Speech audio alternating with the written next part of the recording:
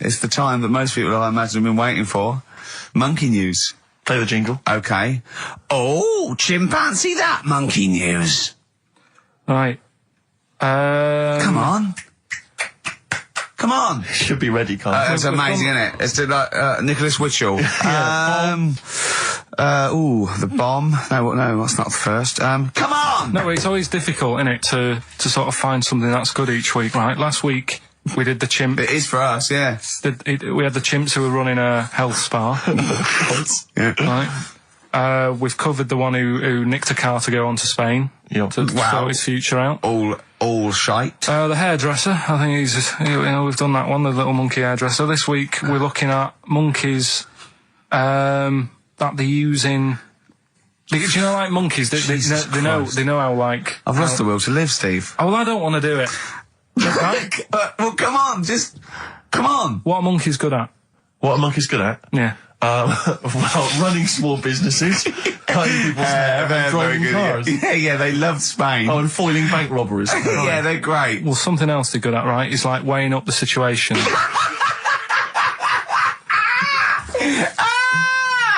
Oh, God! If you stick them in like a field with loads of like obstacles on it, right, they're good at sort of, I can get over that, and I climb over that, I'll swing from there to there, that sort of thing, right? Okay. So the people in charge of somewhere, I've thought... somewhere! Come on. I've thought we can use that skill, right?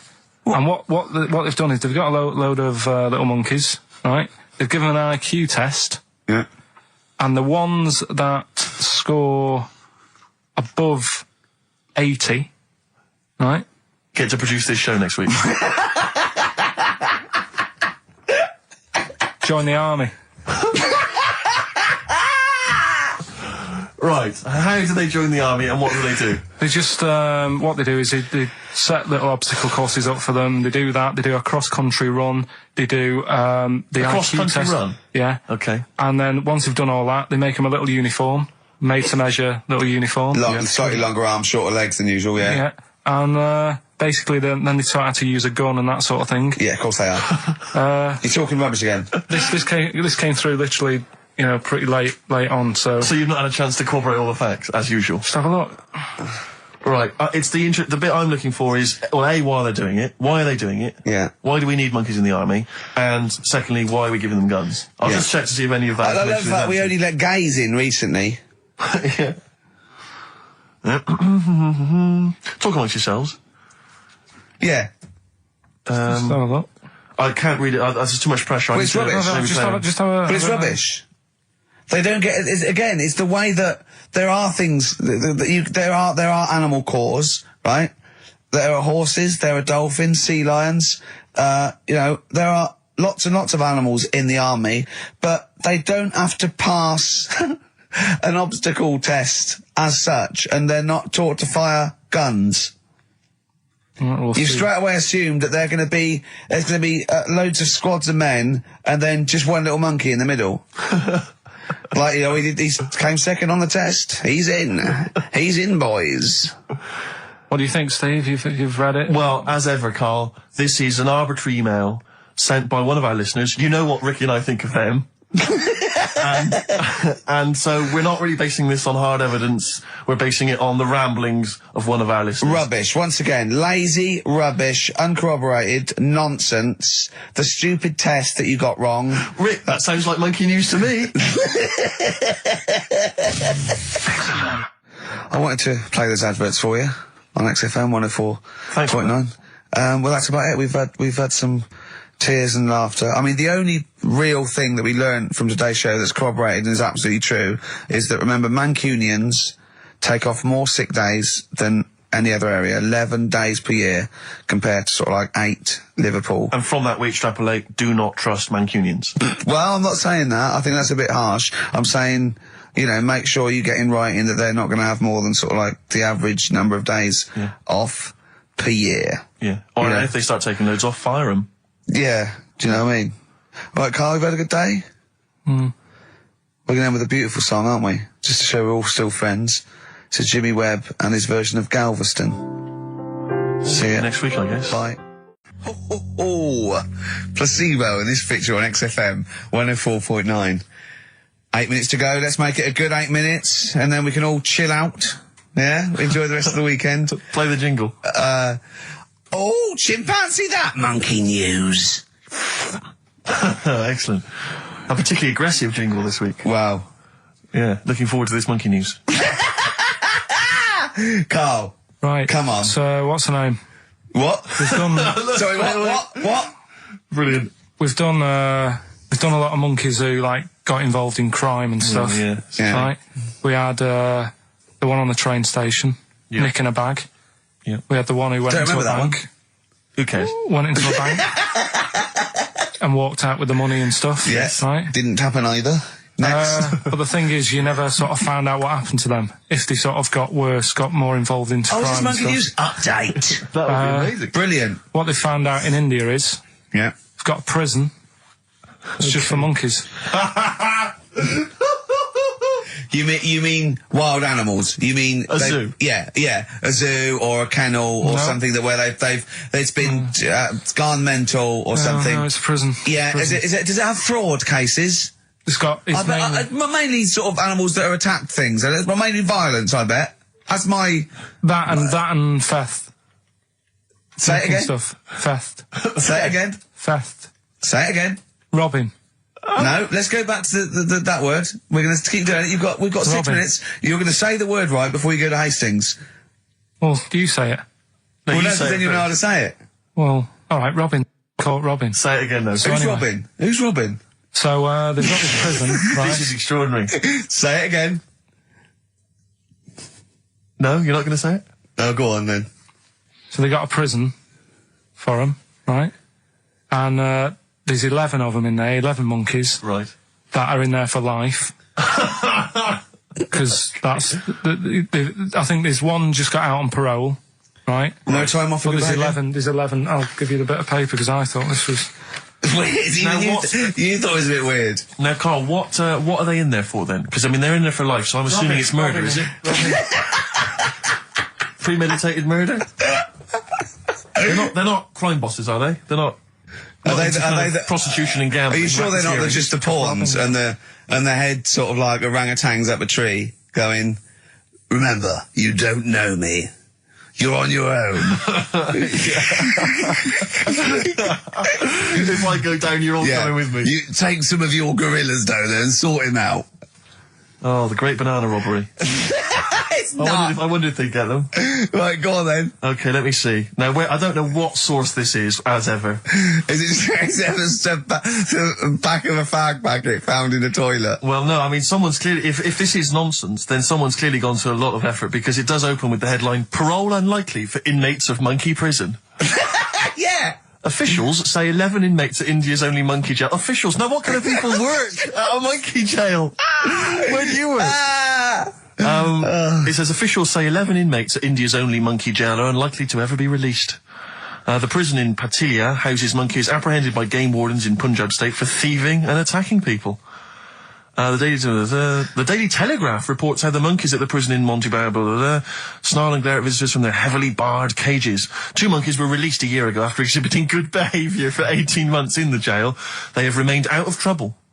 Prison can work, that's good. So all 11 monkeys. They were aggressive wild animals that were taken away from the public for their own good. And Robin and that. Wildlife officials believe part of the problem has been caused by thieves training monkeys to help them. Lorry drivers training monkeys as guards for vehicles, and itinerant entertainers using ill-treated monkeys as part of their act. It's the monkey that takes the rap. It's a shame, that, isn't it? That is awful. They didn't know what they were doing, did they?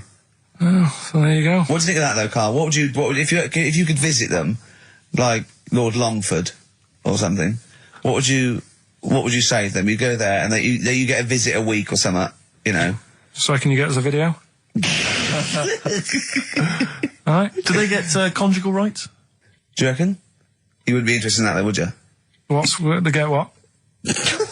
Would you be happy to give them their conjugal rights? Yeah, would you? Fair enough. Alright. Off to Hastings. Off you go. I'm always educating. I'm always telling you about stuff that I learn about and that. That you get off Hand Over, and it's about a monkey who became king. No. So we've... No? Have you got monkey news this week? Got a little bit of monkey news coming up. What does he do? Drive to Spain, rob a bank, or get married? No, we've done all them, haven't we? We have done all them. Yeah, but no, it's a good one. It's a good one. And in fact, it's a bit related to what we've been talking about in a way. Oh, God. Ain't that brilliant? Ivan Dando, All My Life. Beautiful. On XFM 104.9. Well, that's nearly it. It's the big one. It's what people tune in for. They probably tune in about 10-2 these days. For Monkey News. With, Karl Pilkington. Can we hear the jingle? Only 4 to go. Oh, chimpanzee, that Monkey News. Right, this one's about it's been emailed into me. Right. I haven't really had time to check it out this week. No, you're joking. Been busy. Ooh, I hope it's not stupid. Goes back to 1908, and the person's saying it's a good story and that, and they're surprised they haven't picked up on it yet. Right. Graham, and it was all a con so Karl could get Mondays off. Poor Graham, the station's struggling enough as it is. Yeah. It's like running around like a headless chicken. Yeah. No one's listening. That's why I don't bother talking on a record then, because there's no loss to London. Sure. Right? It's pointless, this show. We don't do it for the money. We don't do it for the kudos. I don't know why we do it. No. Is there anything on telly at this time? I'm going to have to lie in. I know. But it's all a ruse to get Mondays. He's got Mondays off now because he has to do the show 2 hours, right? And he's still getting paid, and it's all a con because he knows that he's holding him over a barrel, and it's like, we've got to keep Karl happy. Right? I had Mondays and Tuesdays off before Duncan got involved. No, but you know what I mean, though. And it's like poor Graham, who's the MD that in charge of the thing, probably pulling his hair out, worrying about the station, right? You know, it's a sinking ship. And then Karl comes along, well, I'll do it, but I want Mondays off. He's probably sitting at home now. His family, he's probably ridiculed by his wife. His kids almost certainly would have lost all respect for him. That he's been fooled by Karl Pilkington. He calls his mates and goes, I'm busy, Graham. I don't, I just can't think. It's embarrassing. But do you know what I mean? And you think it's funny, and you think you've got one over him. He's going, Monday's off for 2 hours. Yeah, you do. You think, and now you're embarrassed we've said it on air. But you're only conning yourself in the long run. Because, do you know what I mean? I hate that sort of, the world owes me a living, what can I get out of the world? What are you going to give back to the world, Karl? What are you doing now then? Are you going to prepare Mondays? What have you prepared for this show now? You've had 3 months to prepare. Yeah. What have you got? What have you got for us? Okay, what's happened in the last 3 months? What? In this place or just my life? Well, what have you got for us? 3 months, we're cloning about, you get Mondays off, you're getting paid for it, you've got a cushy deal, you're having a laugh, you're taking the piss out of the management, right? So, what have you got for us? Give it to us. I've kind of, updated Rockbusters a bit. Right, brilliant. Yeah. Right, so, and you said don't mess with it. If something's good, don't mess with it. What do you mean it wasn't good? It was never good. It was never good. No, of course we had to fix it. It was fun to do. It was a laugh. I mean, I imagine it was much more fun for me than the 450 listeners. You know what I mean? I enjoyed it. I enjoyed squeezing your head and dressing you up. No, but that's just it. When I had a meeting with Graham, right, I said, look, I'm not being funny. I don't want to do it anymore. Yeah. I've had enough of it. Yeah. And he was like, oh, what's up with you? You sounds like you have a right good laugh. I said, yeah, but that's all good acting and stuff. I said, it's hell in there. I said, like he's talking about Vietnam. Yeah. I said, having my head squoze, right? What? Squoze is still not a word. We've been away 3 months. It's still not a word. Right. Yeah. I said, he's putting a dustbin lid on my head. Yeah.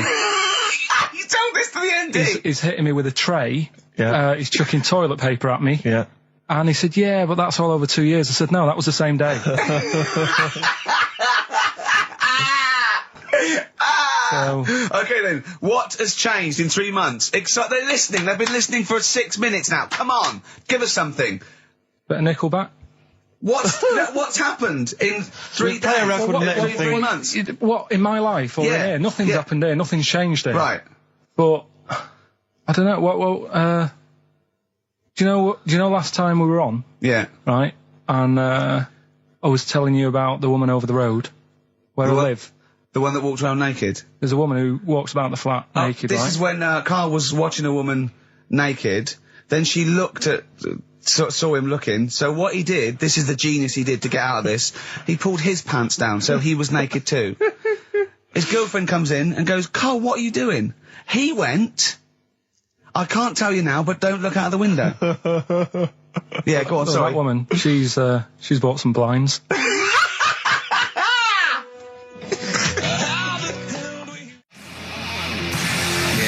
Darkness. I believe in a thing called love on XFM 104.9. I'm Ricky Gervais. You're Steve Merchant. Sure. That's little Karl Pilkington over there. Where is he? There he is. There he is, yeah. All right. Yeah. Hey. Back together again. The old gang. Yeah, it started last week. Yeah, I think triumphant return. I think it went well last week, didn't it, Karl?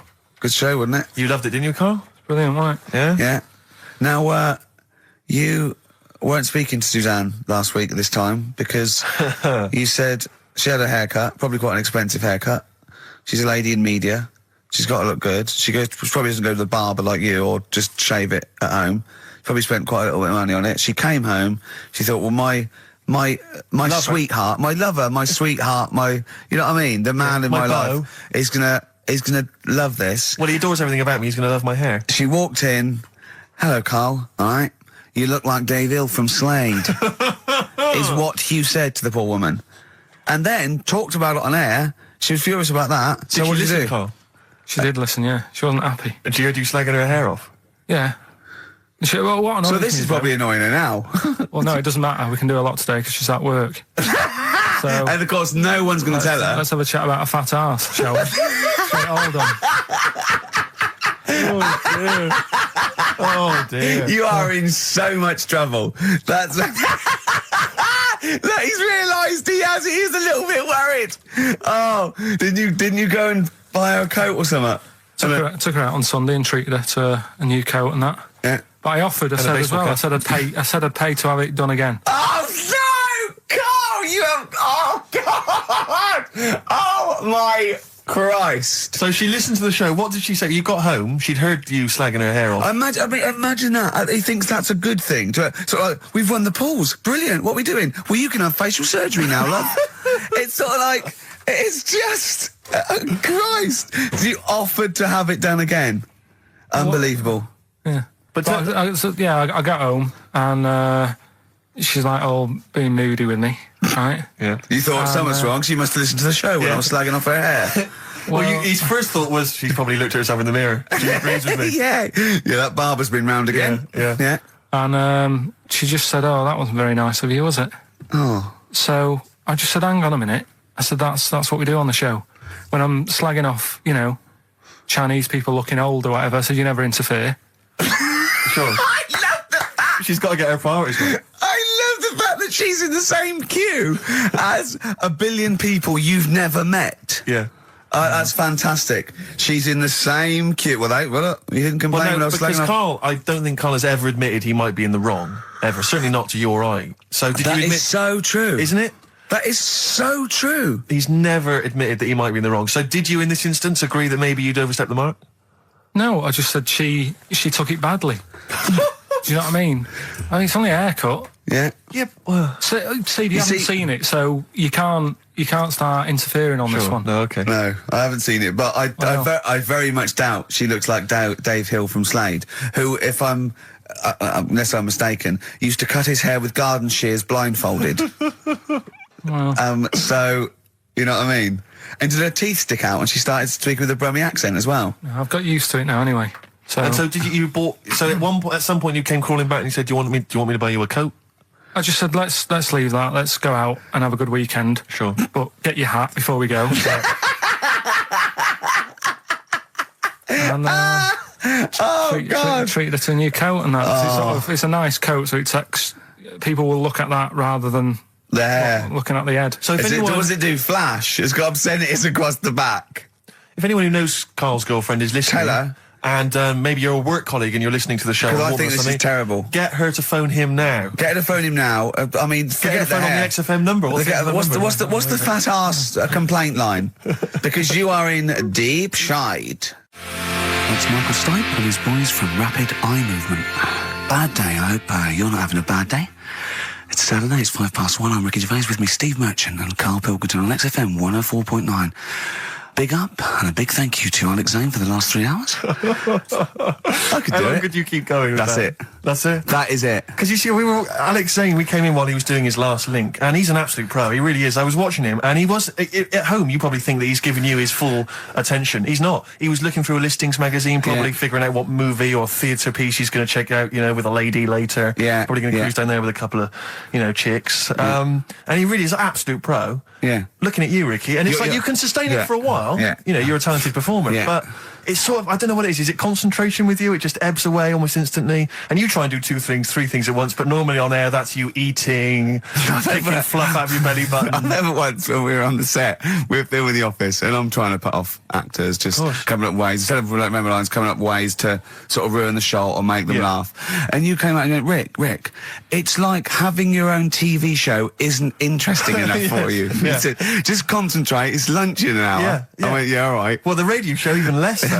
I mean, you really can't be bored. How long do you think your interest you sustain your interest? I came in too early because I got bored just before we came on air. Sure, okay. I came in too early. I got to stop getting the cabs quite early. Yeah, so you're bored now. I think I've got to get about 5 to 1, and then I think that'll last me till about 1:30. Again, as he was saying that, he's not giving you his attention. He was kind of leaning back. He's put his feet up now on the desk. I've got to be comfortable, haven't I? And this CD rack's in the way. Sure. Well, you get yourself comfortable now. Get yourself settled. And then sort of... Because a lot of people will move them... I'm Ricky Gervais with me, Steve Merchant and Karl Pilkington. Little bald-heady Karl Pilkington. You quite like being bald, don't you? Like no fuss. Like I say, I'll probably won't age for a bit now. Won't age for a bit? What do you mean you won't age for a bit? Because I already look quite old. I don't think so. Not with a hat on. You look really young. Yeah. Well, I'm just saying. So I won't change that much. It's like that. I don't think there's anything wrong with it. I actually don't think as long as you shave it straight back, I can't have you on that. Nothing wrong with it. But that kid who had that aging disease just shaved her head, and she wouldn't age that fast anymore. Do you know what I mean? So this is the 5-year-old girl who had an awful disease where... Well, we don't know much about it, to be fair. No, we just know that you fell in love with the title of the programme, the girl that was older than her mum, right? And you were annoyed that people wouldn't serve her fags and alcohol. If she's living like an 8-year-old, let her have a fag. Doesn't that sum up this show, though? Carl's comment, we don't know much about it. Yeah. We're still willing to make comments about it, to discuss it in length and possibly make crass jokes, even though we're ill-informed, as ever. Yeah. Right, well, there's something for you, right? Go on. This is what I wanted to tell you about, right? Me? Face transplants.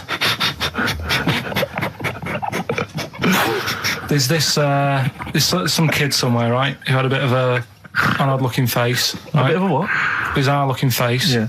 And there's a doctor somewhere who said I can sort that out for you, right? Sure. And basically what they do is they've got to get a face off a dead person. Right. Sorry. Just in this documentary you saw, did this documentary feature, say, John Travolta and Nicolas Cage? Was it that documentary you saw? All right. Listen, you see. Go on. So okay, no, so you can't get a face of a dead person. Yeah, go on. Sorry to dismiss the idea of face transplants out of hand. But go on.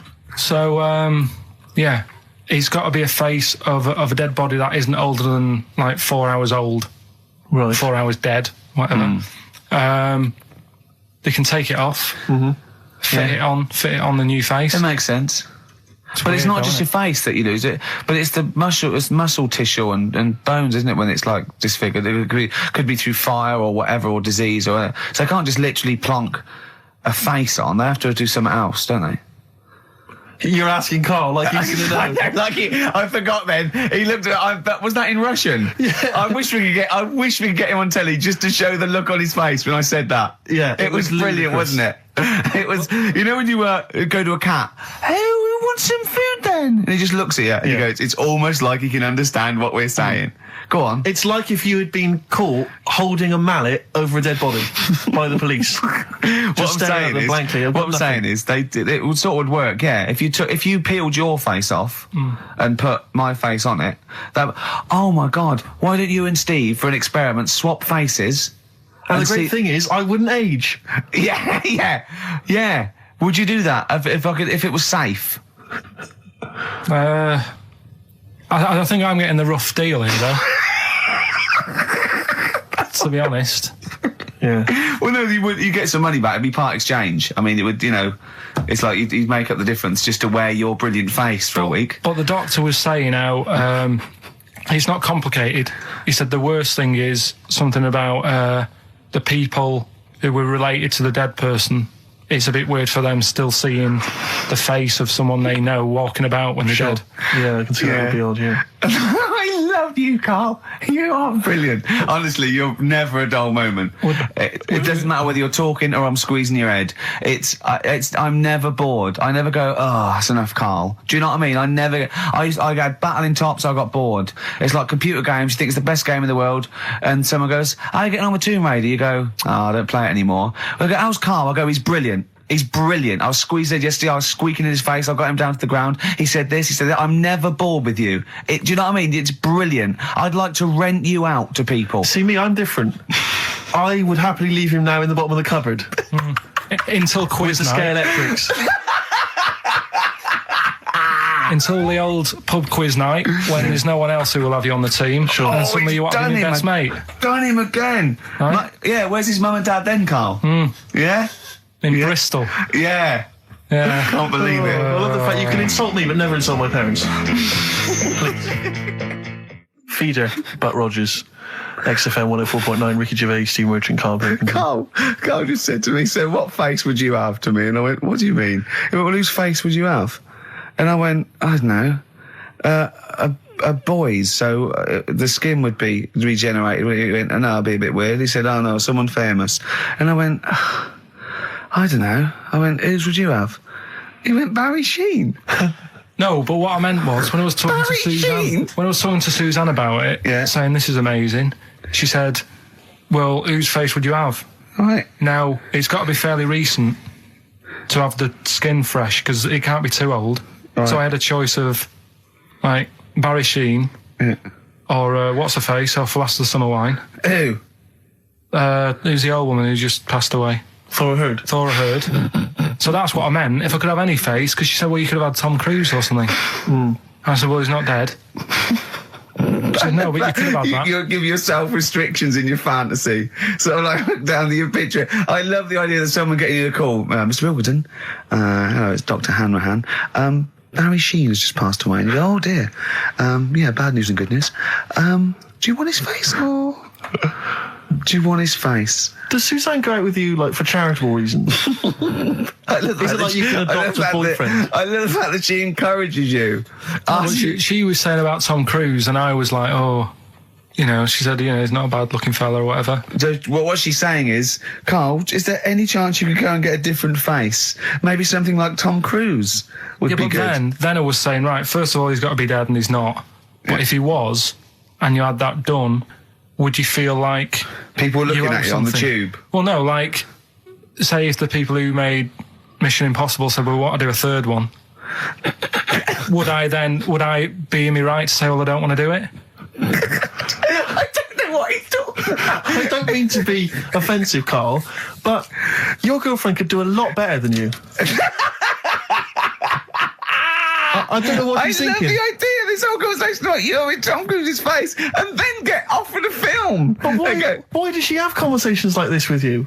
It was now on last night. It was now on the telly. I love it. What should we talk about? What about getting a new face? See, you know the sort of things I find incredible. Go on. Mirrors. Shiny objects. Kettles. Yeah. Oh, God. Well, listen, remember the time when I told you about the baby that had a baby? The baby that had a baby. The baby that had a baby? Yeah. It's happened again. No, it hasn't. Well, it didn't happen the first time. It was in the papers, I think, on Monday, in all the tabloids. So it's a twin where one has grown and the other one is still at a fetal level? No, it wasn't, though. It had grown. He was saying to his mum... Who was saying to his mum? The little kid who was 7 years old. And he kept saying... Yeah. He was pregnant. And he was pregnant? Yeah. I know. What do you mean? And he was saying to his mum, oh, God, I don't feel well. And, like, his belly was all swollen, and they thought he'd just been eating cake or whatever. And he was saying, I can feel something moving about, and they were like, stop messing about, there's nothing wrong with you. Eventually, I think he was in gym at school, In Jim? What, Jim was pregnant with him? Oh, no, it was like a Russian doll. He was at school, right? Just about to do sit-ups or whatever they do at school, right? And flew out across the room. Teacher goes, "You're a bit fat." You look a bit pregnant. And so best to the doctors took him, said, "You're 7 years pregnant," or something like that. What? What? Or something like that? You're 7 years pregnant. Or something like that. You say to the doctor, Karl, why don't you think about what you say before you say it? See the reaction I get. Now the gazelle, I didn't get excited like that. 7 years pregnant. Send it in. If someone's online at the moment, just having a look around, it happened on Monday or Tuesday. Because I told you at the pub quiz, didn't I, Steve? I said to you, I know the baby's had a baby.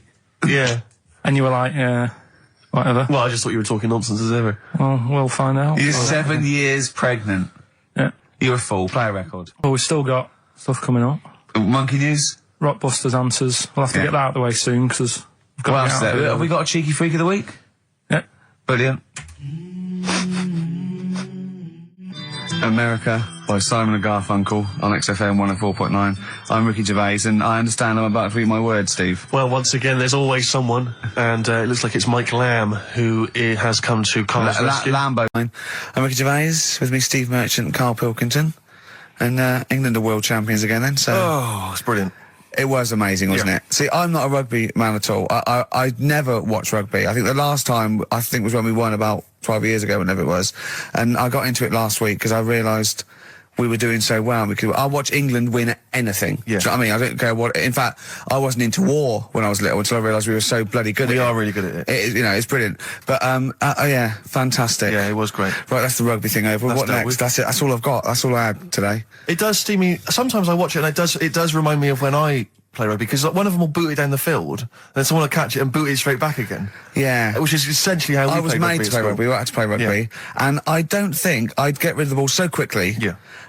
I don't think I ever got tackled or fell over. Yeah. I think I touched the ball about 20 times in the 2 years it was compulsory. Yeah. I was terrified. Yeah, absolutely. Same as cricket. I can't... I'm a terrible batsman. I'm all right at bowling, but it seemed like the pastime for people I went to school was to injure you. Yes. It was funny to see someone poleaxe. It was funny to see someone get a cricket ball in the head. Absolutely, yeah. You know, I never relaxed into rugby, because the first day I was going to play it, my mum, I swear to God, my mother said, "Are you playing rugby today? You got the kit and everything.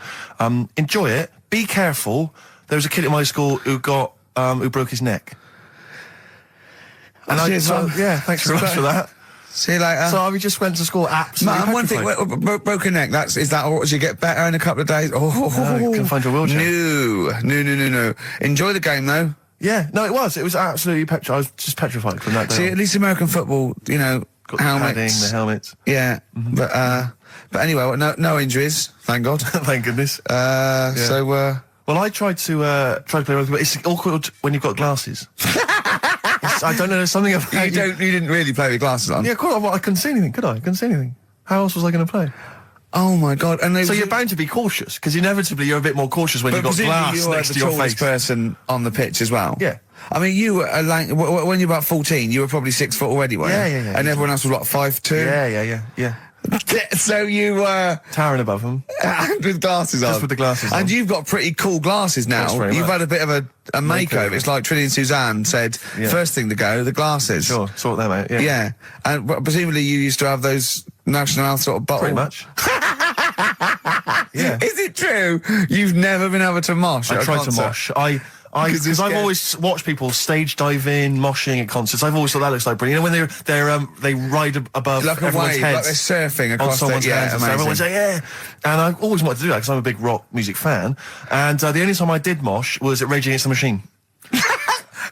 I tried to mosh at Rage Against the Machine. I love the idea of a band called Rage Against the Machine. Yeah. Aimed at a man with glasses who won't mosh. Well, it was at the Reading Festival, and I think the lead singer, I forget his name, he went, can I just remind everyone that racism and fascism are on the rise in Europe again? let's not let it happen. What did you do? And we all cheered, obviously. I mean, if there's one thing that guarantees a cheer at Reading Festival, it's down with fascism. And what did they do about it after the concert? Went back and... went home and had a cup of tea? Probably, I don't know what they got sure. They didn't go to Europe then and try and stop... I don't think they got involved politically in Europe. I think they just continued to rage. Against the machine? Yeah, mainly. but largely in America, I think. Sure, But I tried to mosh, and I got moshing, and glasses flew off. And I remember, because we were playing away, you know, do what you tell me. And I was just going, careful! I've dropped my glasses. Can we be careful? Loads of kids in hooded tops. Yeah, exactly. Just going mental. Yeah, and they're all jumping up. So I was going, can we just calm down for a second? Let's not be silly. Yeah. It was absurd. And I had to kind of, scrabble around on the floor, and thankfully they were okay and they didn't get broken. So what couldn't you do then? What do you mean, what couldn't I do? What, at school? Can you not see without glasses? No. I mean, it's like that you couldn't do anything. It's a blur. Really? It's a blur, definitely. God. Yeah, it's like being kind of punch drunk or whatever. So yeah, you can't play sports when when you've got glasses. But why not contact lenses? Because they're not strong enough. No, they seemed a bit fiddly. Here's a problem that someone's emailed in. We're taking emails today. If you've got a problem, a concern, or just a general query that you think Karl could answer for you, it could be about anything. It could be about some of the big kind of philosophical questions. Yeah. It could be something to do with war or famine, anything like that, or it could just be a personal dilemma. Something that's happening locally. Anyway, this seems one that I think you and your father have probably come across this sort of dilemma in the past. Yeah. And I'd be interested to know what your take is on it. Let me see, this is from Lee Matthews by the look of it. He says, he lives in a suburban area where the local teenagers also live on the same road, and they're running riot. They're smashing wing mirrors off the cars, they're crashing into parked cars on their skateboards, and they're just generally making mayhem, night and day. What can he do to stop this going on? The parents of the kids don't seem to give a damn. Anyone who complains to them, they just say, piss off. The police are useless because they never catch them in the actual act of violence, which is what they got to do to apparently convict them. So they don't know who to turn to, really. It's rather like when a little old lady went and got the A-team, and he was dressed as an elderly Chinaman. Exactly. She knew who he was. Colonel Decker didn't have a clue. Yeah. You see, it's weird because now it has got out of hand. Sure. Do you know what I mean? Like years ago when I was growing up on the estate, you had problems. Well, not like you have now. Do you know what I mean? Summers were nice as well, weren't they? Well, right. And police are getting shorter and younger. But you yourself kind of admitted in the past that you were something of a tearaway. You didn't do anything like these kids here. The thing is, I was scared that if I got caught doing it, my dad would go mad. Yes. And I remember smashing a car window by accident and legging it in the lounge and sort of pretending to go asleep on the settee. Right? Genius. And I heard a knock at the door. He chloroformed himself just to be unconscious when his dad came home. And there was a knock on the door, and I thought, oh God, this is a fella he saw me. I was chucking a stone in the air, seeing how high I could throw it. Of course you were. Did it keep landing on your head? That would explain a lot. And it came down. Chucking a stone in the air, love it. I can see how far I could throw brilliant. it. So, I wasn't bothering anyone. Did you invent that game? Right, Did you get a stone for your birthday? Go and play with your stone. He gave one to Suzanne. Karl, go and play with your stone. The thing is, right, and it came down at a funny angle, and of course it did. It ate the back of this car, and the back window is the most expensive because it has that heating thing in it. Yeah. In case you got a frosty window. Yeah. So I thought, oh God. So I legged it in, got on the settee, went to sleep, knocked at the door. Genius. It's a brilliant plan. It's a brilliant plan. I couldn't be guilty. I'm asleep. So I love the idea. So the thing is, our lounge used to sort of, you could see in from the door, right? So this family who saw me do it, saw me asleep on the settee, and my mum said, go and get the door. And I sort of went, what? As if I'd been asleep. Yeah. I went to the door, rubbing my eyes, and the fella said, what did you run off for? I saw you. I was like, oh no. And I didn't see my dad. I went out. It was when he was working sort of evenings. So I went out so I didn't have to see my dad. And then the next day I came home from school, and my dad said, 45 quid. Ooh. That's all he said. That's all he looked at me. And then you fell asleep and he went, wake up. You know what I said? No, 45 quid. Now the thing Karl. He didn't have to do anything. £45, Karl. Now I know you were saving up for a brick, but you can't have it. Yeah. Just so, equally, if you're doing a bigger crime, a bank job or a murder. Remember to take the stocking off your head, because they wake you up and go, why have you got a stocking on your head? Just go, I had a weird dream. This week. Oh, you're leaving house? Oh, by the way, the XFM listeners came round to my house and bought the futon and table. Did they? Well, they're happy with it. Quite normal. They were well happy. Yeah. Couldn't believe the luck with it. What do you mean quite normal? What do you mean quite normal? Well, it's always a bit scared, isn't it, getting people round. I imagine they were scared. Well, And were they excited to see you? Could they were, could you tell that they were pretty pleased to see you? no, I don't think so. I mean, You're Karl Pilkington. yeah, but the fellas sort of, they brought the whole family round, which was a bit odd. Well, it's not often they get the chance to visit a living creek. Anyway, no, they were nice. And you're moving now, yeah? He said he phoned me up today. It was absolutely tipping it down. Right? He had to cycle in, right? Because he said, because of the move, he doesn't want to leave his bike round there. Right? And he said, and Suzanne, I can't say this in case he's listening, can I? He won't know. He said Suzanne's hired the oldest removal man in London. You should hear him. And the thing is, right, we booked him because everyone else happened to be booked out, but this fella's free, right? So he called up this morning. I've never spoke to him, but he was on the phone. He sounded about 90. Yeah. Carl thinks that he's going to have to do all the work. And the thing is, right, Cheap. it seems to be He cheap. wanted some Werther originals. Yeah, Right, yeah. listen, it seemed to be cheap because it's £50 an hour. But how long is it going to take him? Yeah.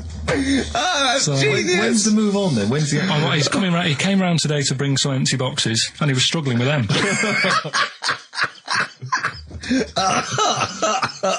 So it actually happens on Wednesday. Oh, God. Anyway, so Rick, I noticed that you were laughing and almost had a heart attack. Doesn't bode well for the boxing match, does it? Cough at the moment, and I've had my Lemsip. Oh, that was great. That was very, very funny indeed. What a wonderful clip that was. I enjoyed Do you it. remember that? Yeah. Wow. It's Karl's. It's the re-education of Karl. He's like Liza Doolittle, and now he's coming. Or Lawnmower Man, if you've seen that film. More like Lawnmower Man, if you've seen the film. You'll know what I mean. And his homework was to just study quotes, really, on happiness and stuff and general well-being. He's not a big happiness quote fan, are you, Karl? not really. So what have you done? You've come up with something, haven't you? Right, yeah, I told you, right? Because a lot of these are just things you say every day. They're nothing special. So what I'm doing... Well, you say them every day. Well, the sort of things you come out with and you don't even think about it, do you know what I mean? Yeah. They're on the TV all the time. People on the radio are saying these sort of little quotes. Sure. And what I've done is, remember that programme on Channel 4, Faking It? Yeah. Where they got some, like, posh kid to be on a door and all that. What I've done, I've... Imagine if that was the pitch for the show.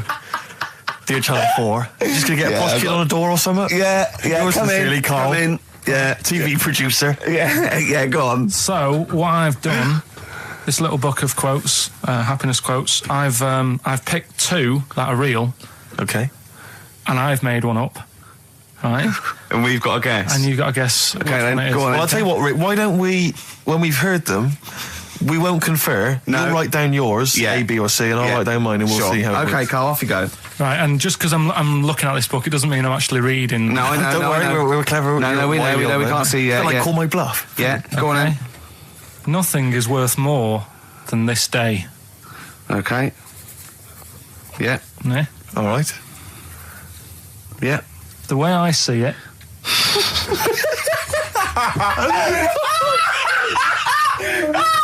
Oh God, my head's gonna burst. no, hang on. My head's gonna burst. No, Hang no, on. this might not be Karl's. It might not be. How do you know I haven't tweaked them a little bit? Yeah, good Okay, point. fair Good enough. point. No, good point. The way I see it, if you want the rainbow, you got to put up with the rain.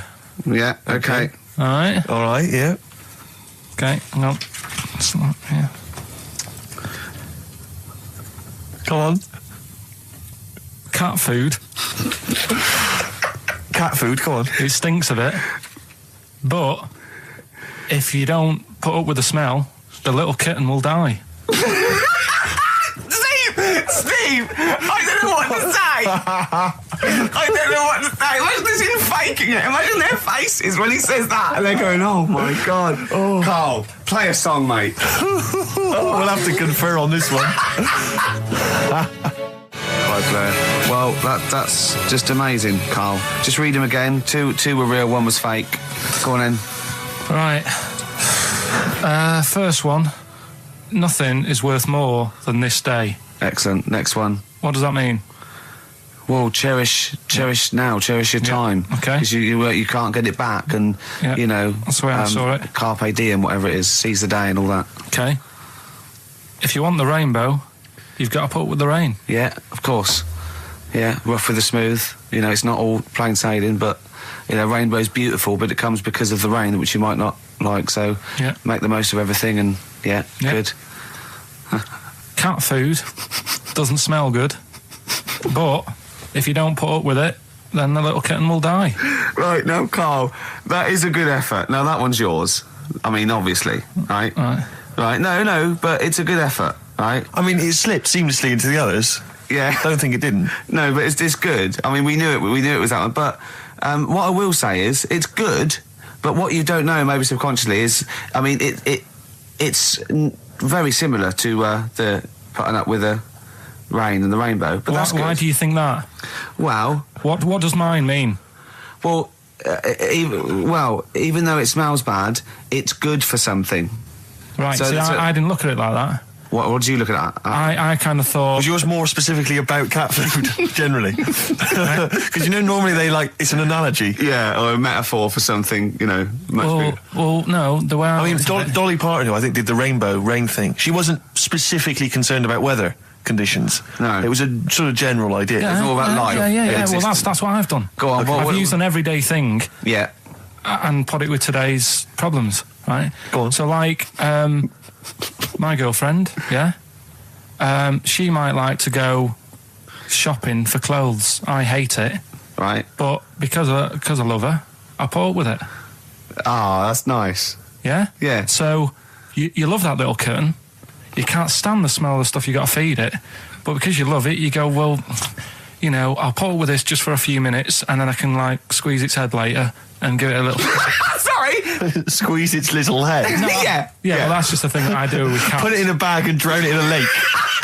I can feed it and then I can throw it against the wall. Exactly. So you didn't see it like that, did you? No, that's very good. So it's about love, is it? It's about putting up with the bad things for something you love. Yeah. Well, that's nice. But Karl, you seem now to be convinced and rather smug that you've tricked us and that you've fooled us and that we didn't understand it. Well, I say that's your fault, not ours. The mad monk. Go on then. When things like that happen, right? You know, you've been told not to mention it. Yeah. And you're like a little kid. Yeah. And once things are in your head, it's difficult not to mention it. I mean, when I was a kid, right? My mum's sister Hazel, was seeing another bloke. It's weird because she's a lesbian now. It's really weird. That must have been an interesting Christmas. But anyway, she was seeing this bloke, and it looked like Ken Dodd, apparently. He looked like Ken Dodd. Looked like Ken Dodd. So people said, don't mention it because it gets on his nerves when you like meet him and you go, oh God, you look like Ken Dodd. So I said, all right, his name's Will or whatever. And I was introduced to him. First thing I said, nice to meet you, Ken.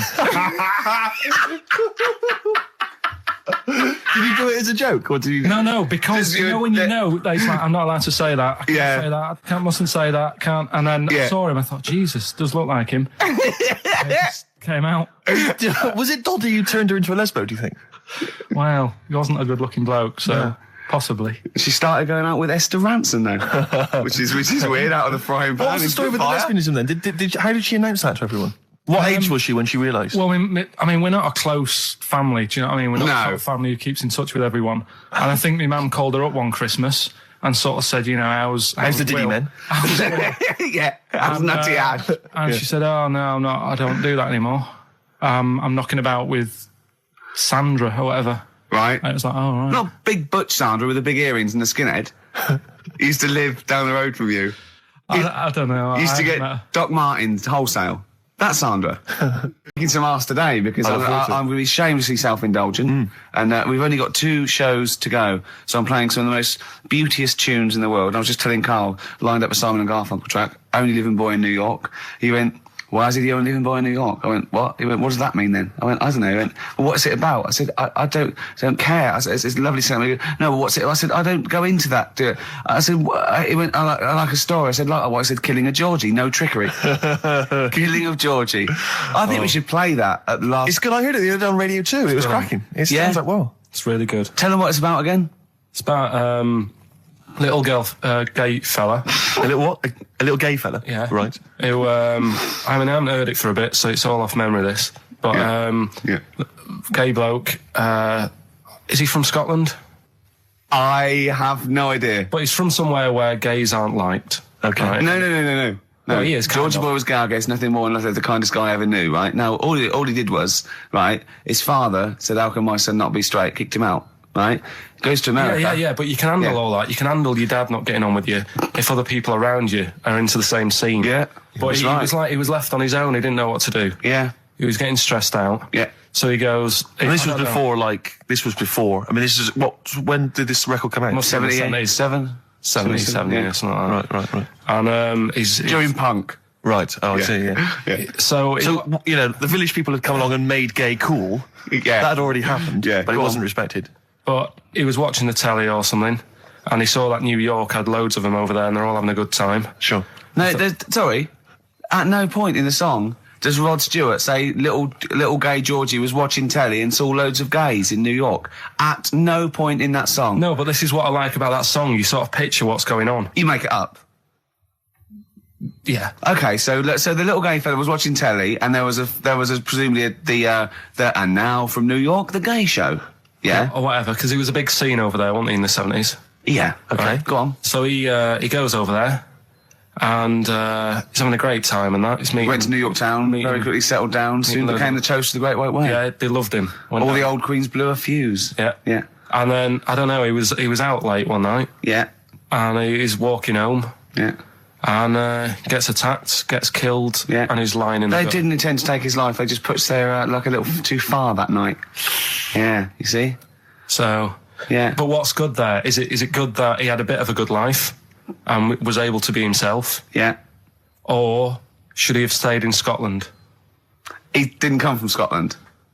Again, I really... I think, is there any way we can get this song before the end of the show and play it? Because I've heard it recently. A lot of people listening will have never heard this song. They won't have any idea what we're talking about. Can I say what you said when we were talking about that song once before? Is it bad? It might be. Because we were talking about, Georgie Boy, and he, got it. I don't know. What? It's when you said... Well... No, it's a fact. I don't think if... He said, so it's looking at Georgie, he gets out, so he dies, right? He goes, well, they do go out late. I know... gay people I go know out a few late. gay people, and they start to party late on. That's what, in Soho, right? Girlfriend got in a cab, right? Suzanne was in a cab, and the cab driver was taking her to an early start, right? She works at the BBC. Yeah. Early start, 4 a.m. It was going down, it was mental in Soho at 4 a.m. Yeah. They were all still, like, starting the night out. How do you know they're gay? It's Soho, isn't it? Fair enough. Okay. Play a track. I'd love to be able to try and dig this out. Yeah, we will. This is Simon and Garfunkel, The Only Living Boy in New York. It's lovely. Things, do you want to hear? Yeah. So explain this again? Right, so I got back off holiday. The first job I found out I've got to do is work with Ricky for a voiceover. I do a regular thing. I do X-Ray magazine, but I'm allowed to make the script up. And they said I could, so I did. Right, so imagine this. Well, I know you, Rick, and I know you like to put a lot of work into these things. Yeah. You want to do a good job. So he rolls up, he says, let's do it then. He said, what's in the magazine? I said, well, here's a selection of stuff. This is what you've got to sell. He said, leave it with me. He goes into the little booth, and the first one he comes up with is this little advert for it, right? X-Ray magazine. It's out now. It's £3.50 May edition.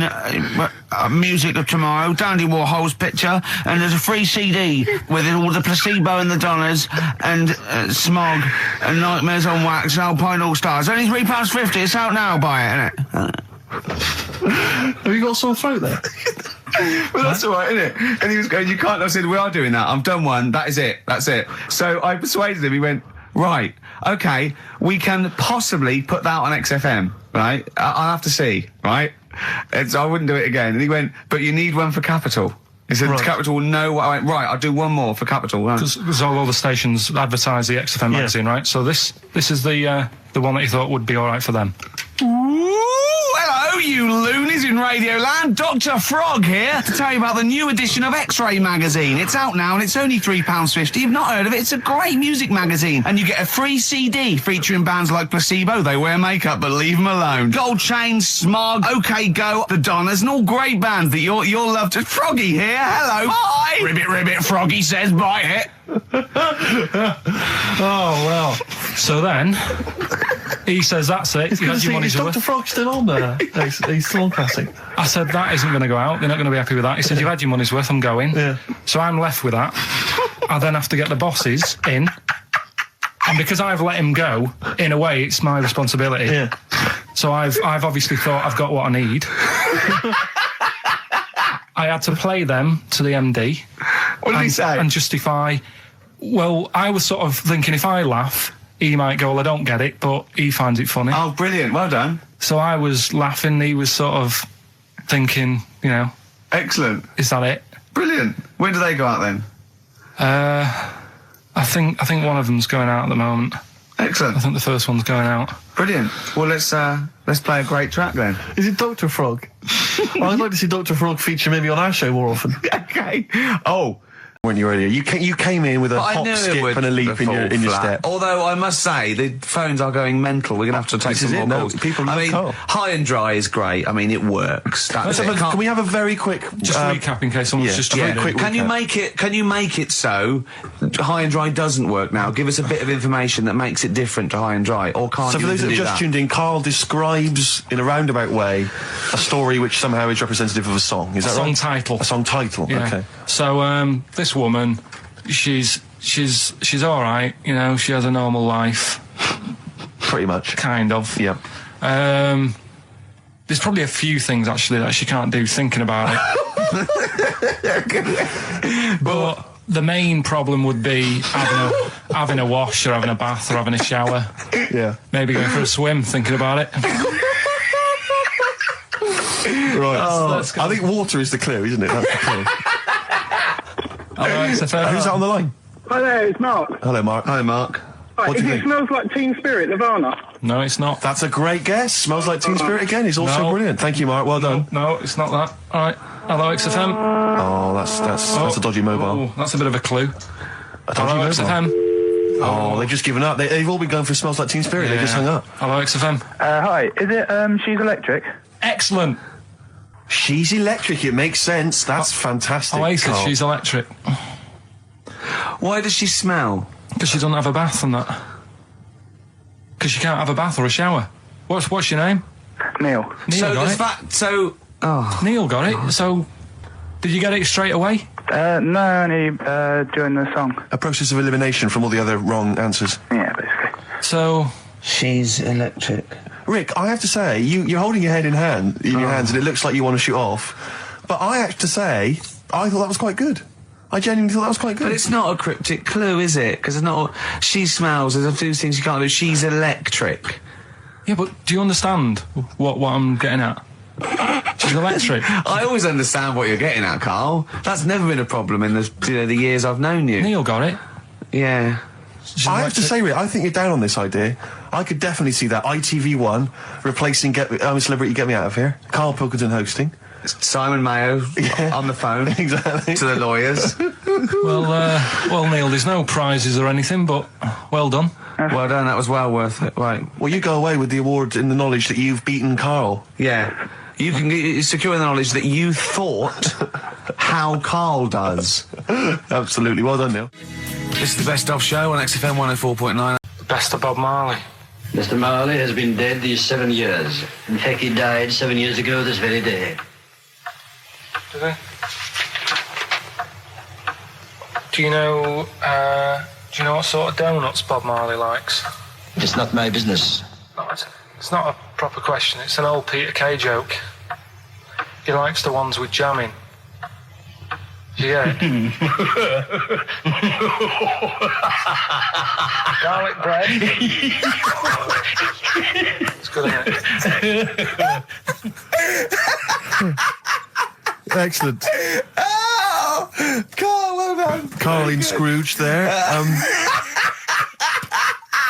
the only man more mean and depressed generally than Ebenezer Scrooge. Oh dear. The reason you became king of the universe, of course, is because of your fascinating French bread anecdote. Oh yeah, yeah. Come on the then. How did baguettes come about? If this is going to be someone cooked a loaf a bit wrong and said I can still make a sandwich out of it, I'm going to hit you. No. Go on then. Right. Napoleon, when he was at war and that with Russia. 1812, yeah. Yeah, all his soldiers were like, not used to the cold weather and that. So they said, take some clothes in your bag with you because it's going to be nippy out there. So they put all the clothes in the bag. Sure.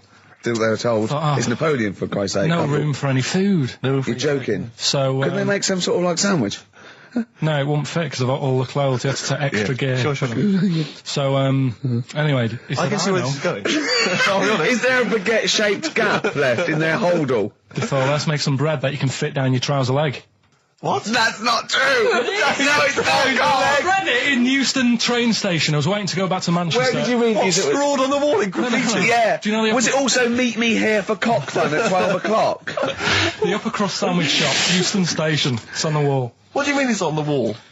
Do you know it says like sail on at Dixon's, whatever? Yeah. Next to that, there was like a bit of information. Once you've read the stuff on Dixon's, Baguette information. There's a big thing about the history of the baguette. I read it and I thought, No, we got to make a sandwich we can spit down our trouser leg. But how can you march and fight with a huge piece of bread down your train? Although it would be intimidating. You see them coming, you go, sacre bleu, look at the size of them.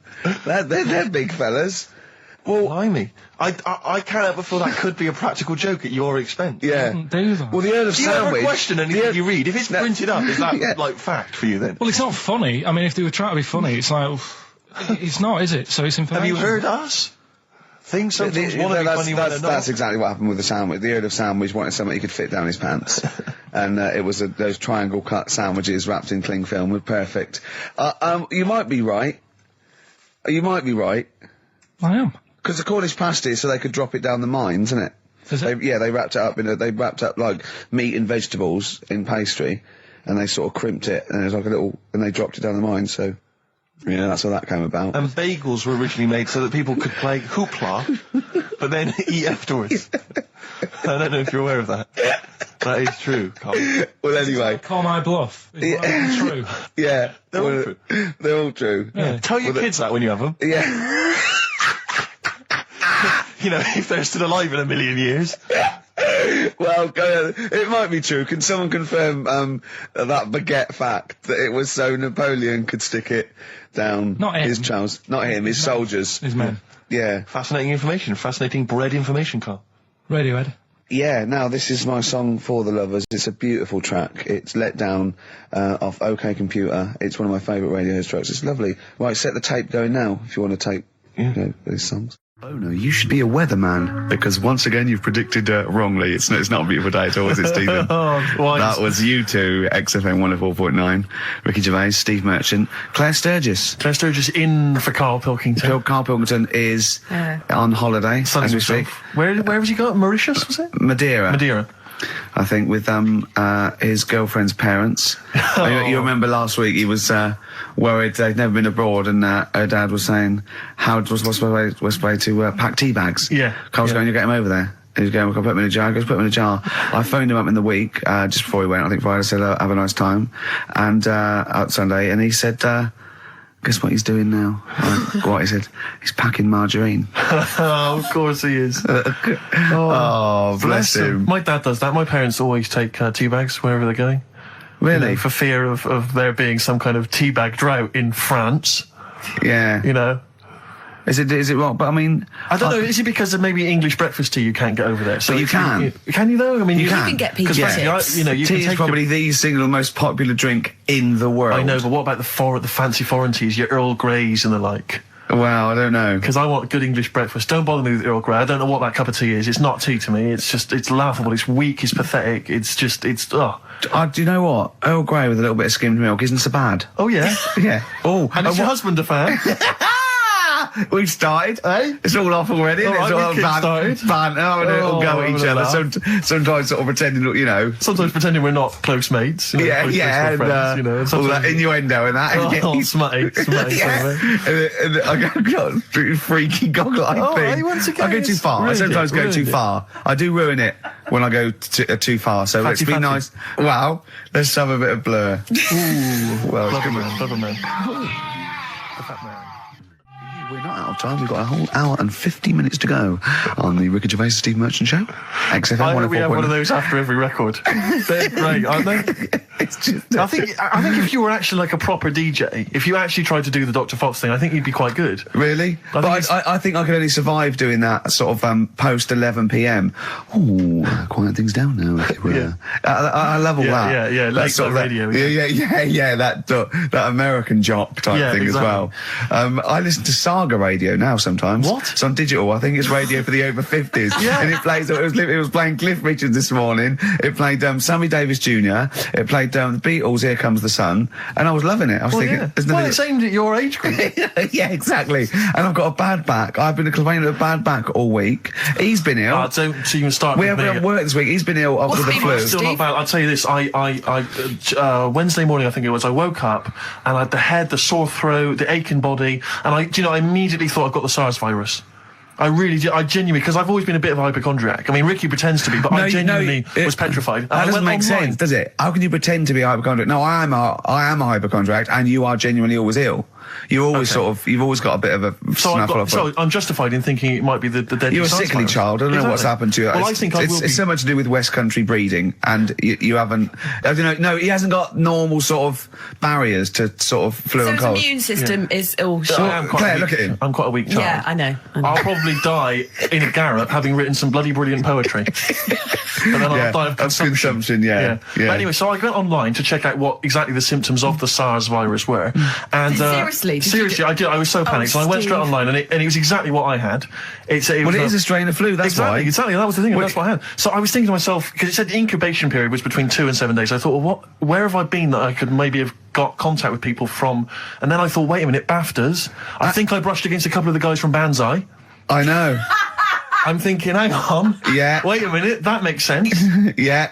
And so I was suddenly getting a little bit eggy because I mean, there was a lot of people. There's like 1,500 people at the BAFTAs. So I mean, any one of them could be carrying it. Yeah. So I was really just panicked, but I didn't immediately rush to the doctors. No. Because you've got to wait for ages down there. Dr. Charles brilliant, but you've got to queue up for ages because it's down in Swiss Cottage where I live, and I'll tell you, there's some dregs in there in the waiting room. Oh man alive! People who've just gone in there to read the magazines, and they're just sat there. There's some people who just waste the doctor's time. That's what annoys me. A lot of old people, a lot of Saga listeners who just waste people's time. I know. I went to accident emergency once because I'd done my leg in, and I'll tell you what, you look round and you think, oh, look at all these people. Look at these. They should be. There's hardly any of them weren't handcuffed to someone. Exactly. I know. You know what I mean? You go to Casual on a Friday night, and Yeah. it's like, oh, awful. Yeah, and there's and so I mean it was that thing. Well, I could either go to Dr. Shah, but that's NHS, or I could go to one of the Medi centres. They charge money, Claire, and I mean I know it's a killer disease, but I'm not making cash. You don't want to. Yeah, you don't want to. Because what if it isn't? That's money wasted. You don't get your money back, do I you? mean, I really need him to say you've got the deadly SARS virus for it to be worth the 80 quid. Exactly. And as I Yeah. suspected that, it was 50-50, I decided not. I decided to ride it out.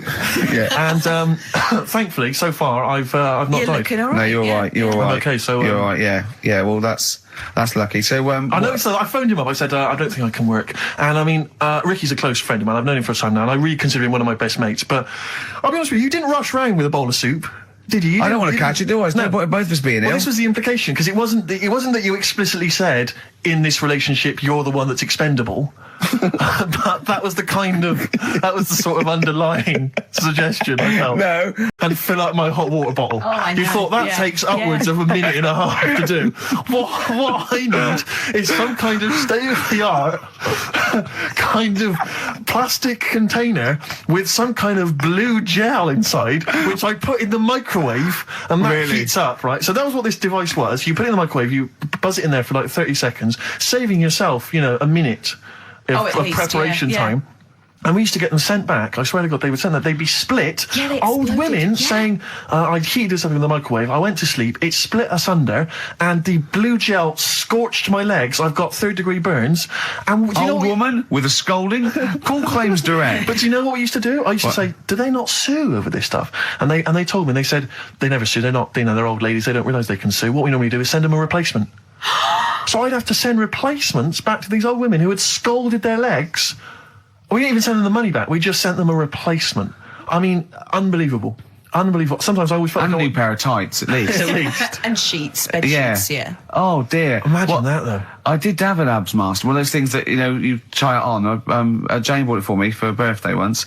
And, The electron thing, you put it on, that right? hurts, doesn't it? Yeah, well, I turned it full up, right? And at one Now, point, what's this? Sorry, I don't understand what this you is. try it, put it round you, it sticks to your body, and it's an electrical charge, and it's like doing sit-ups. Every time it does it, it's like you're doing a sit-up, but without you sitting up, right? Right.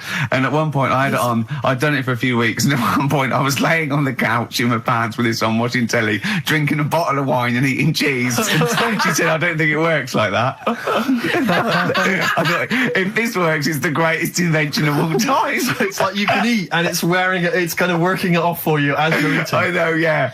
Oh, dear. if only. That'd be great. I did see one thing in one of those little magazines once, and this is hilarious, right? What it was, it's a bloke in a wheelchair, right?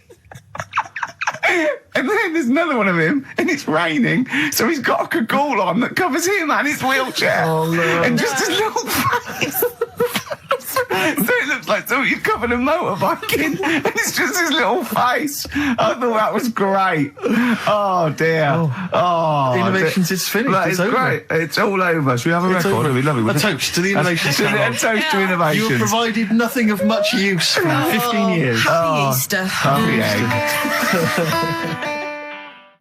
Oh, well, that's it. That's Merchant's embarrassment, not mine. He bought that in. He wanted to play a little bit of It's a great Pink track. Floyd. I went, well, yeah, it's a great track. It's a great track when it plays all the way through. It is playing all the way through, isn't it? Is that a bootleg? Well, it is playing now, but, do you want to run the risk?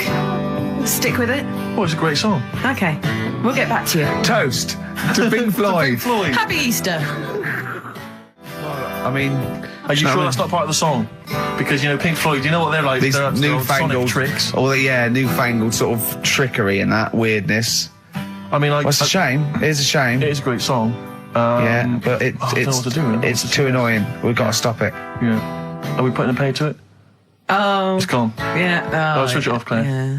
I don't know, because that always plays fine on my home system, so I don't know if it's something that Surges has done. You haven't got your big greasy thumbprints over it, have you? What were you eating earlier? Because I saw you eating a huge hog roast as I came in. And throwing the bones behind exactly, her. like Henry Yeah, VIII. Okay. Nothing changes, Ricky. Oh dear, never mind. Well, See, the problem that's is... ruined the whole show for me. It was going so well. What worries me, Rick, is because this show is so carefully planned, Yeah, that's left a minute and a half That gap. can throw us all out. Timings. Adverts.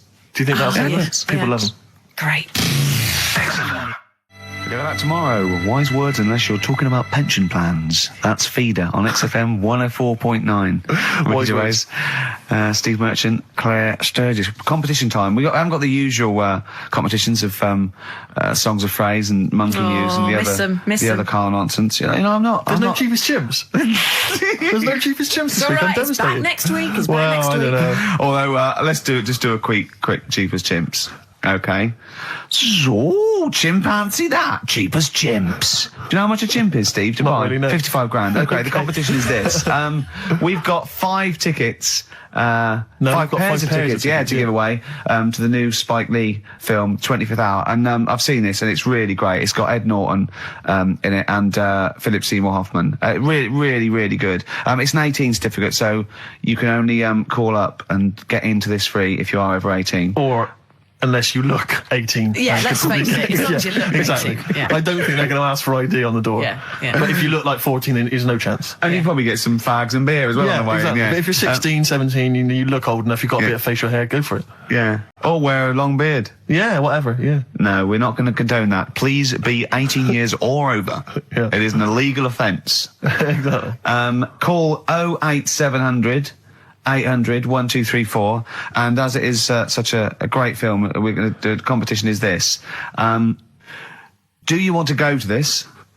A, yes. B, no. So C, I'm not sure I can make it Wednesday. Any chance Thursday? D, I think I'll wait for it to come out on video, you know. E, I don't really like Spike Lee. I'm a racist. Call in. So hang on, we should just point out that, it's Wednesday at 6 o'clock. Did we make that clear? Yeah, Wednesday at Wednesday 6 o'clock. yeah. A, yes. B, no. C, Wednesday's no good for me. D, I'll wait for it to come on video. E, I don't like Spike Lee. I'm a racist. Yeah. What is it? 08700 800 1234? That's the number, yeah. Okay, bother Claire with that. The answer's A, by the way. Correct answer. Nice If you want to go, that is. Yeah. But tell the truth. I'd love to have some more music. Yeah, sweet. I feel some Smiths. Oh, classic. Yeah. Reel Around the Fountain. Good choice. Smiths, Reel Around the Fountain, XFM 104.9. Well, we've given those away then. Yeah, it went very well. Have you got enough now? You don't need Yeah, more? yeah, Yeah. got them all. Yeah, everyone said the correct answer. A. good. They would love to go. One person actually, who was it? It was Tom said C, but his sister Sarah would love to go. So Oh, well, good luck to Sarah. I hope she's over 18. Yeah. Yeah, because otherwise that is illegal. Here's to the rules. Cheers. Cheers. Happy Easter. I don't know why. I'm just in a mood for toasting things. Yeah. I think it's because it's Easter. Yeah. And we know what that bless means, him. don't we? God bless him. Eggs. Go on. Absolutely. Well, we were chatting about the Innovations catalogue, and it just because I've just been flipping here through the TV magazine, which comes free with the Sun, and Is there anything on the back? A plate or a figure? the white trash that must buy this rubbish. I mean, know. this one. I don't know how you describe that. There. Oh, Classy, isn't it? Oh, It's dear. a porcelain doll of a young woman. Looks like Ginger Spice with her hair up in a blue dress. Yeah, it is strictly limited to 9,500. Oh, am I going to get one? Well, And it says, why did we waste time with this show? Shouldn't I have been calling? Well, look, it says. How much is it? Well, she can be yours for the special half-price offer of just £94.50. Is that all, really? You're not winding me up, are you, Steve? You're not winding me up, because if I look at it, it's 940, because I think it should be. I will go mental, because Well, hang on, I would love that porcelain piece of shit for 100 quid on my shelf. Hang on a minute, Rick. Let me just read you some of the write-up. Who buys that? They think it's art. It's classy. Well, hang on. I think this blurb will change your mind. Go on, then. Okay, well, I'm just... Okay. Her name is quite simply Dearest Rose. I'll have it. And she's portrayed here holding a beautiful... Well, I mean, of course it's going to be Dearest Rose, isn't it? Let me read it, It's because not I going to be... Her name is Bert. Dearest Rose is portrayed here holding a beautiful bouquet of roses given to her by her lover. She has gently plucked some of them and placed them in her chestnut hair. Oh, She is wearing a gown. Oh, that's filthy. She is as well. She's stuffing them up on her head. All right, go on. She's wearing a gown of beautiful turquoise silk. Her skirt flows to the floor, and from beneath it, you can see her dainty shoe just peeping out, decorated with a tiny handmade rose. That is brilliant. And it is beautiful, and it's grand. and you can pay £9.45 a month for 10 months. Yeah. And that can be yours. And I think you'll agree, it is just beautiful. I mean, the best one I've ever seen. There was one that there was a doll. Right, like a realistic doll, a horrible, scary doll, and it was something like, £100, and it said, "Call your family and tell them it's a girl." And I just imagined this 45-year-old woman with bunches and rouge on her hair, still dressed in her ballerina outfit, going, "I've had a baby, mother." "You haven't." "I have, it's a bloody baby." "Why do you hate me?" "It's a doll." Why do you hate me? I mean, I know. What sort of people are they preying on? Well, there was I've one. just had a baby. Sorry? Call the doctor. Call the doctor. Don't call the doctor. I've had a bloody baby. Well, I remember seeing one which just was extraordinary. I mean, again, I'm thinking specifically of the people that buy it. It was about 3 foot tall. Yeah. It was, I think, again, made of porcelain or possibly plastic. It was a baby. It was like a kind of 1-year-old baby. Like, that was the design. Wearing a Harley Davidson biker outfit. The leather cap, the jacket, the nappy. Rather like Marlon Brando did in The Wild Bunch.